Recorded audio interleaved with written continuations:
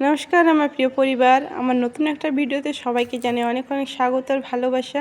আজকে আমি তোমাদের সঙ্গে শেয়ার করব দুধের নাড়ু। দুধ দিয়ে খুব সহজ পদ্ধতিতে অসাধারণ স্বাদের একটা রেসিপি আজ তোমাদের সঙ্গে শেয়ার করতে চলেছি। দেখো, এখানে আমি নিয়ে নিয়েছি 1 লিটার দুধ। 1 লিটার দুধ নিয়ে নিয়েছি। দুধটা কিন্তু পুরোপুরি খাঁটি দুধ, একটুও জল দেওয়া নেই। তো দুধটা এখন আমি জাল দিয়ে নিচ্ছি। আর 1 লিটার দুধটা জাল দিতে একটু সময় লাগবে। জাল দিয়ে দিয়ে একেবারে শুকিয়ে নিতে হবে। তো দেখো, আমি এখন জাল দিচ্ছি।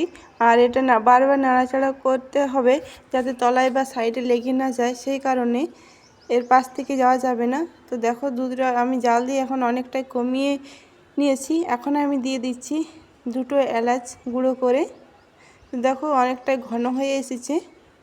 তো শুধুমাত্র 3টি উপকরণ দিয়েই এই নাড়ুটি আমি তৈরি করব।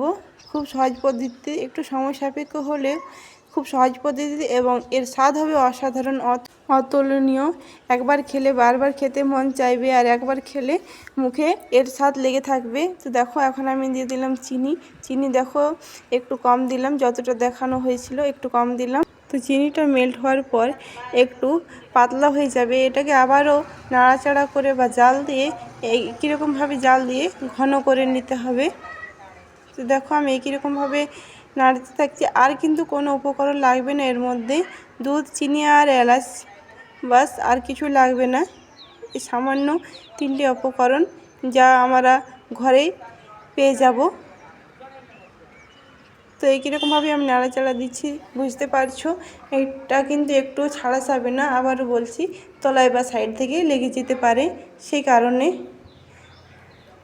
তো তোমরা আমার সঙ্গে থেকে ভিডিওটি দেখতে থাকো, আশা করি তোমাদের ভালো লাগবে।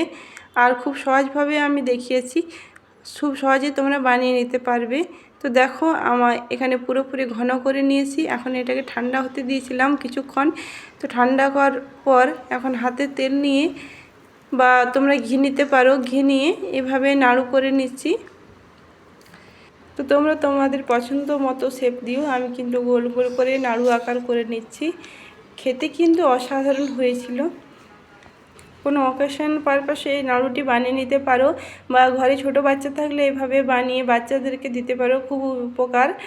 তো খুবই টেস্টি হয়েছিল। আবারও বলছি, একবার অবশ্যই বাড়িতে ট্রাই করো। আর আমার রেসিপিটি তোমাদের কেমন লাগলো অবশ্যই কমেন্ট বক্সে জানিও। ভিডিওটি ভালো লেগে থাকলে একটা লাইক করে দিও। চ্যানেলে নতুন বন্ধু হয়ে থাকলে চ্যানেলটি সাবস্ক্রাইব করে দিয়ে পাশে থাকা বেল আইকনটি প্রেস করে দিও, যাতে নতুন ভিডিও ছাড়ার সঙ্গে সঙ্গে তোমাদের কাছে সবার আগে নোটিফিকেশান পৌঁছে যায়। বন্ধুরা, ভিডিওটি যে পর্যন্ত রাখছি, সকালে ভালো থেকো, সুস্থ থেকো, সাবধানে থেকো। দেখা হবে একটি পরবর্তী ভিডিওতে। ততক্ষণে সবাই ভালো থেকো, টাটা।